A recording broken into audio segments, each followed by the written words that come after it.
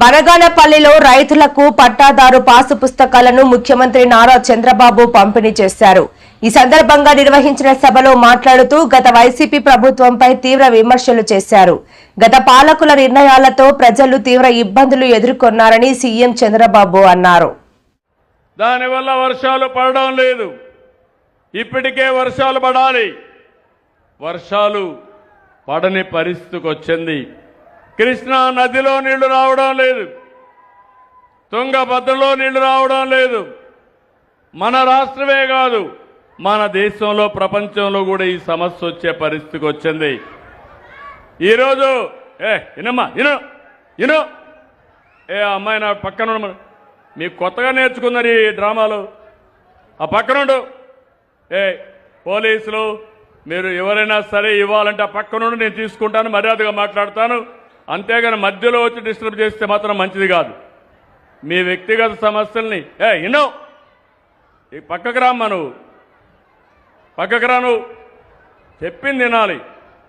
సమస్య పక్కకు తీసుకొచ్చి నిలబెట్టి నాకు పరిచయం చేయండి. ఎవరు బై ఫోర్స్ తీసుకుపోవద్దండి. ఎవరైనా సరే ఇక్కడ ఏదైనా కాగితం ఇవ్వాలంటే ప్రత్యేకంగా ఇక్కడ కూర్చొని పెడతా, మీరు రండి, మీరు చెప్పిన సమస్యలు ఇంటా పరిష్కార దిశగా ముందుకు పోతానని మరొక్కసారి అందరికి విజ్ఞప్తి చేస్తున్నా. సహకరించాలి. ఇలాంటి చేయడం కరెక్ట్ కాదు. గట్టిగా చెప్పండి, కూడా చెప్పండి చేయకూడదని.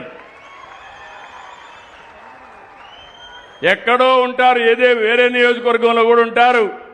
అక్కడి నుంచి ఇక్కడికి వచ్చి మధ్యలో లేచి మీటింగ్ కూడా డిస్టర్బ్ చేయడం కరెక్ట్ కాదు. ఇప్పటికే ఈరోజు మీరు చూస్తే అన్ని రిజర్వాయర్లో నీళ్లు తగ్గాయి. అంతేకాకుండా పోయిన సంవత్సరం ఈ సమయంలో 57% రిజర్వాయర్లో నీళ్లుంటే ఇప్పుడు 37% పడిపోయినాయి. ఇంకో పక్క 22% వర్షపాతం తక్కువగా పడే పరిస్థితికి వచ్చింది. దీన్ని కూడా మనం అధిగమించాలి. అందుకే నేను ఒక కార్యక్రమం ఇచ్చాను. ఆ కార్యక్రమం జలధార జలహారతి. నేను మీ జిల్లా కలెక్టర్ని, ఇక్కడే మంత్రి గారిని మనస్ఫూర్తిగా అభినందిస్తున్నాను. ఈ జిల్లాలో కొలిమిగుండ్ల మండలంలో కేవలం 8 రోజుల్లో 18 కిలోమీటర్లు ఫీడర్ ఛానల్ చేసి 10 చెక్ డ్యాములు పునరుద్ధరించి 1707 ఎకరాలు ఆయకట్టుని స్థిరీకరించారు. గట్టిగా చప్పట్లు కొట్టి మీరందరూ కూడా అభినందించాలి. ఇది జలధార విజయం. ఈ విజయానికి కారకులైన ఆఫీసర్ని మనస్ఫూర్తిగా అభినందిస్తున్నా. మనం గుర్తుపెట్టుకోవాలి, భగవంతుడు వర్షాన్ని ఇస్తే ఆ నీళ్లన్నీ కిందికి పంపించి మనం కరువు బారిన పడుతున్నాం. అట్లా కాకుండా ఎక్కడ పడిన వర్షపు నీటిని అక్కడే భూగర్భ జలాలుగా మార్చుకోవాలి. అది చేయగలిగితే కరువు అనే మాట రాదు. ఇది కాకుండా నేను ఆలోచించేది నదుల అనుసంధానం చేసి ఎప్పుడైనా నీళ్లు చాలకపోతే పైనుంచి కూడా వస్తాయి. అన్ని ప్రాంతాలకు కాలువలు వస్తాయి. అదే మన నదుల అనుసంధానం కూడా జరుగుతుంది. ఇంకో పక్క మైక్రో ఇరిగేషన్ కూడా తీసుకొస్తాం. మనం అన్ని ఇలాంటి కార్యక్రమాలు ఆలోచించి ముందుకు పోతా ఉంటే మన రాష్ట్రంలో ఒక పార్టీ ఉంది, గొడ్డలి పార్టీ. అవునా కాదా? గొడ్డలి పార్టీ అనేవాడు చేలిపైకెత్తండి, నేరాలు చేస్తారనేవాడు చేలిపైకెత్తండి. మీరు చూస్తే ఇటీవల కాలంలో ఆ మనమంతా మీ సమస్యలు ఎట్లా పరిష్కారం చేయాలని నేను ఆలోచిస్తున్నా. మీకు సంక్షేమం ఎట్లా ఇవ్వాలని ఆలోచిస్తున్నా. మిమ్మల్ని ఏ విధంగా ముందుకు తీసుకుపోవాలని ఆలోచిస్తున్నాను. వాళ్ళు మాత్రం విసుగు విరామం లేకుండా కుట్రలు కుతంత్రాలు చేస్తున్నారు. కులం, మతం, ప్రాంతం, వర్గాలుగా సమాజాన్ని ముక్కలు చేయాలని చూస్తున్నారు.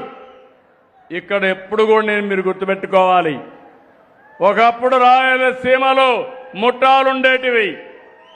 ఈరోజు గర్వంగా చెప్తున్నా, రాయలసీమలో ముఠాలు లేకుండా చేసిన వ్యక్తిని నేనే. Party Telugu Desam party. ఇంకో పక్క హైదరాబాద్లో మత కలహాలు ఉండేటివి. మత కలహాలు పూర్తిగా అణచివేసిన పార్టీ తెలుగుదేశం పార్టీ. ఒకప్పుడు సిద్ధాంతపరంగా నక్సలైట్స్ ఉండేవాళ్ళు, దానివల్ల నష్టం అని చెప్పాను. వినలేదు.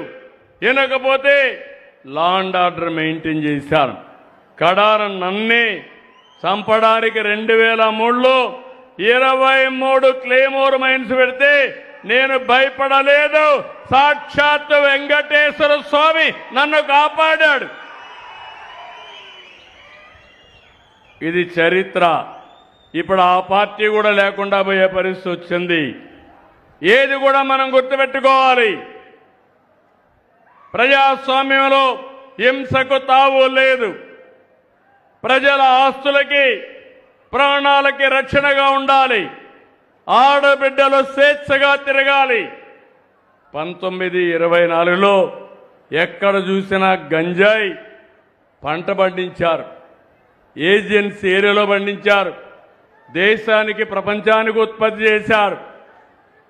డ్రగ్స్ వచ్చాయి.